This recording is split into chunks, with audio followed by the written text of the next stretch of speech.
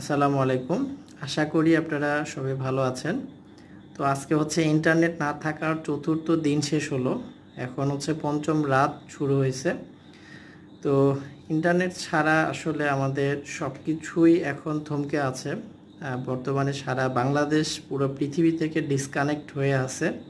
তো এটা একটা আমাদের খুব অসুবিধার কারণ হয়ে দাঁড়িয়েছে, কারণ ইন্টারনেটটা এখন আমাদের অক্সিজেনের মতো প্রয়োজনীয় একটা বিষয়।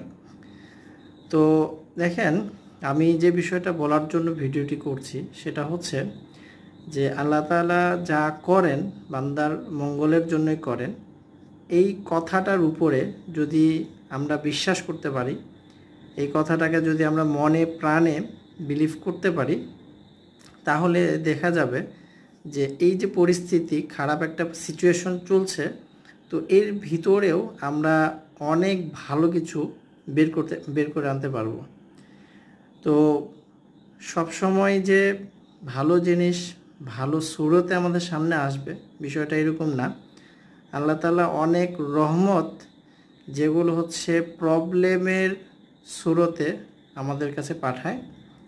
তো আমাদের যদি চিন্তা ভাবনাতে প্রবলেম থাকে, তাহলে আমরা ওই প্রবলেমটাকে প্রবলেম হিসেবে আমরা পাবো।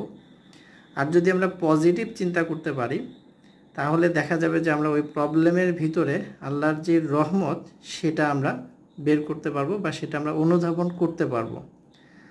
আর একটা বিষয় হচ্ছে যে এই এই যে সিচুয়েশনটা চলছে, এটাতে আসলে আমাদের কি রহমত আছে বা এটার বেনিফিটটা কি পাবো আমরা, এটা হয়তো বা ক্যালকুলেশন করে এখনই আমরা মিলাতে পারবো না।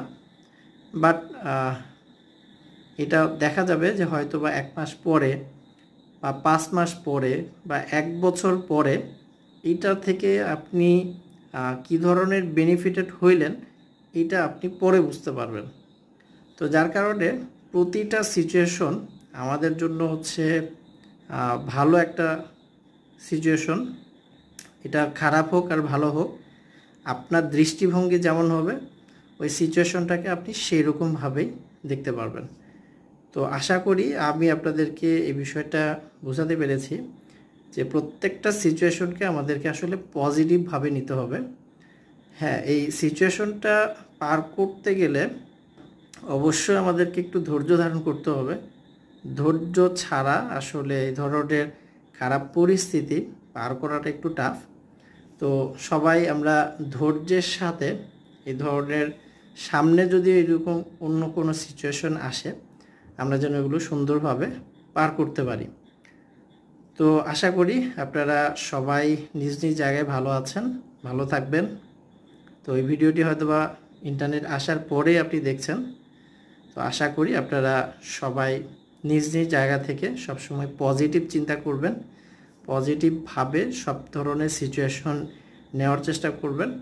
তাহলেই আপনি সব সিচুয়েশন থেকেই পজিটিভ জিনিসগুলো গ্রহণ করতে পারবেন। সবাই ভালো থাকবেন। আল্লাহ হাফেজ। আসসালামু আলাইকুম।